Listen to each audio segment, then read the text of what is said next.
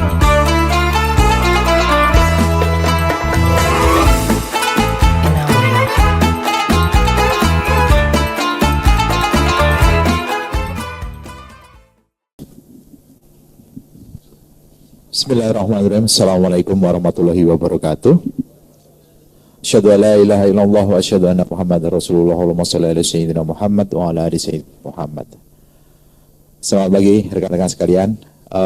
Di sini saya hanya menggantikan konsep dari Pak Endro karena Bapak Endro pada hari ini harus menemani Bapak yang sedang sakit. Semoga kita semua diberikan kesehatan dan kita berdoa bersama-sama semoga orang tua dari Bapak Endro segera lekas sembuh. Amin ya rabbal alamin. Dan materi ini pun juga sebenarnya dibuat Pak Endro. Saya hanya menyampaikan saja. Kalau ada salah dan khilafnya nanti silahkan dikonfirmasi Pak Endro. Saya hanya menyampaikan saja. Uri ya Ben. Teman-teman sekalian yang dirahmati Allah, khususnya pejuang source code, pengelola jaringan, dan pejuang server sekalian. Saya mau tanya, pernahkah kalian mengalami situasi di mana aplikasi yang kalian bangun udah dipakai stack yang keren, kapasitas resource server yang gede, tapi pas di run tiba-tiba memory leak, lemot parah, dan bahkan crash tanpa error log yang jelas. Di luar kelihatannya oke,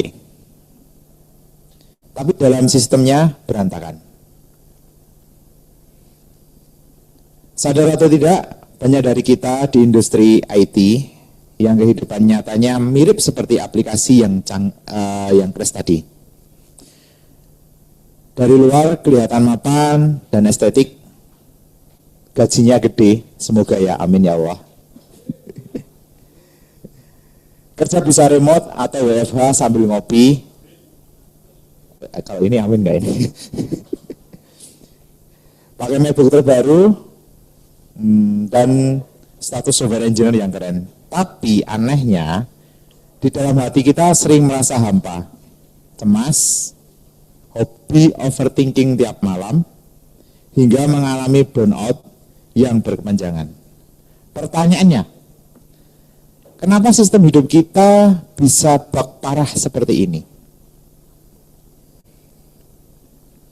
Jawaban dari pertanyaan tadi ternyata sudah dijawab oleh Allah Subhanahu wa taala ribuan tahun yang lalu dalam Al-Qur'an surat At-Toha ayat 124. Allah berfirman dengan yang artinya, dan barang siapa berpaling dari peringatanku, maka sungguh dia akan menjalani kehidupan yang sempit dan kami akan mengumpulkannya pada hari kiamat dalam keadaan buta. Perhatikan kalimat kehidupan yang sempit. Allah tidak mengatakan hidupnya akan miskin harta. Ayat ini menjelaskan bahwa orang yang berpaling dari Allah bisa saja uangnya banyak, fasilitasnya lengkap, tapi di jiwanya dibuat sempit, dadanya sesak, dan tidak pernah merasakan ketenangan. Kalau pakai analogi IT, hidup tanpa mengingat Allah itu seperti kita menjalankan sebuah aplikasi yang sengaja diputus oleh main database atau IPA server pusat. Aplikasi itu mungkin bisa masih berjalan secara lokal, tapi datanya lama-lama akan basi, muncul banyak error, dan akhirnya hang total karena kehilangan sinkronisasi. Lalu, kita sebagai generasi IT rentan berpaling. Kenapa? Salah satu penyebabnya adalah kelelahan mental dan alibi nggak ada waktu. Setiap hari otak kita diperas untuk membaca ribuan baris kode, memikirkan logika algoritma yang rumit, dan membaca dokumentasi IP yang panjang. Begitu jam kerja selesai, energi otak kita sudah low baterai. Akibatnya kita malas membaca dan membuka Al-Quran. Kita menganggap membaca Al-Quran itu melelahkan. Lalu kita memilih scrolling media sosial berjam-jam atau main game dengan dalih refreshing. Padahal semakin kita menjauh dari Al-Quran, jiwa kita justru semakin kering.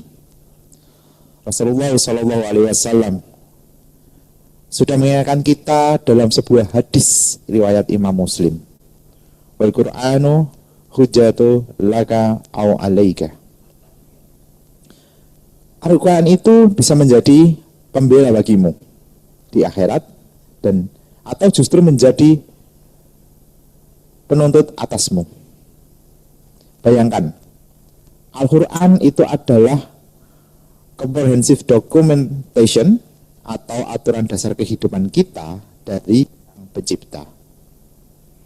Kalau selama di dunia kita mencampakkannya dan malas membacanya, di akhirat nanti Al-Quran bukan menjadi penyelamat, melainkan menjadi jaksa penuntut yang memberatkan kita di kehidupan di hadapan Allah Subhanahu wa ta'ala. Bahkan di ayat tadi Allah menegaskan orang yang di dunianya buta dari Al-Quran di akhirat akan dibangkitkan dalam keadaan buta sesungguhnya. Nauzubillah min dzalik. Lalu solusinya seperti apa? Teman-teman, komputer atau laptop kalau dipakai kerja terus-menerus tanpa pernah di shutdown, tanpa di clear cache, atau tanpa di defrag, performanya pasti akan drop. Hati manusia pun demikian. Stres bug yang nggak ketemu-temu, kerjaan deadline sprint, atau klien yang revisinya seperti itulah. Itu membuat file dalam hati kita berantakan. Membuka Al-Quran adalah proses defrag jiwa dan clearing case terbaik untuk mengembalikan ketenangan hati kita. Allah Subhanahu wa ta'ala memberikan jaminan akurat dalam surat Ar-Ra'd ayat 28. Ingatlah, hanya dengan mengingat Allah lah hati menjadi tentram. Ketenangan hati itu tidak diletakkan pada tingginya spesifikasi laptop yang kita gunakan. Tidak pada kafe, estate, tempat kita work from home kadang-kadang. Dan tidak pada nominal kita. Ketenangan itu murni prerogatif Allah Subhanahu wa ta'ala. Dan Allah hanya memberikan kepada hambanya yang mau terkoneksi dengannya melalui zikir dan Al-Quran. Bagaimana caranya agar kita bisa istiqomah di tengah kesibukan IT yang sangat padat?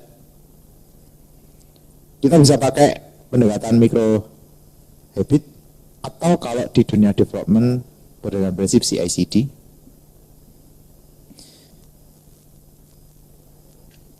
Sedikit konsisten, jangan pasang target tinggi. Kalau belum terbiasa, jangan langsung targetkan satu hari satu juz, atau mungkin satu hari khatam. Sehari kalau target ini hanya kita posting saja. Manfaatkan teknologi di tangan kita, install aplikasi Al-Quran atau buka tab Al-Quran di web di samping workspace kita. Jadikan Al-Quran sebagai reward setiap kali kita berhasil menyelesaikan satu task di Jira atau kita berhasil pas kode di GitHub. Buatkan satu atau dua ayat saja, jadikan itu jeda untuk mengistirahatkan otak sekaligus mencharge iman kita. Sebagai kesimpulan, jangan sampai kita menjadi developer yang sangat suka melakukan deployment aplikasi di dunia, terbiasa merapikan kode yang berantakan, tapi gagal melakukan deployment diri kita sendiri. Ya, dan memberikan hidup kita berakhir crash karena jauh dari Allah Subhanahu wa taala. Mari kita reflektor niat kita, kerja kita, jaga connection kita dengan Allah melalui salat tepat waktu, dan hiasi hari-hari kita dengan tilawah Al-Quran agar hidup kita lapang, tenang, dan penuh berkah. Sebelum saya akhiri, ada pantun untuk teman-teman semua. Beli laptop speknya dewa, malah dipakai buat main Zoom. Jangan biarkan hatimu kecewa, dekati Al-Quran, tenangkan jiwa. Pergi ke pasar, membeli tomat, jangan lupa membeli ikan, supaya coding membawa berkat. Salat 5 waktu, jangan ditinggalkan. Terima kasih atas perhatiannya, mohon maaf atas segala kekurangannya. Datanya dari saya, dan kesemuanya hanya milik Allah Subhanahu wa taala.